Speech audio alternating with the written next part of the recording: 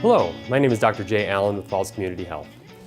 Whooping cough is an illness that kills over 85,000 infants globally each year. Whooping cough rates are unfortunately on the rise, with 6 times more cases this year than last in South Dakota.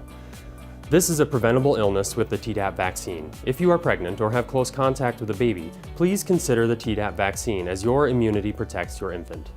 Ask your doctor if you're due for a booster, or contact Falls Community Health for more information.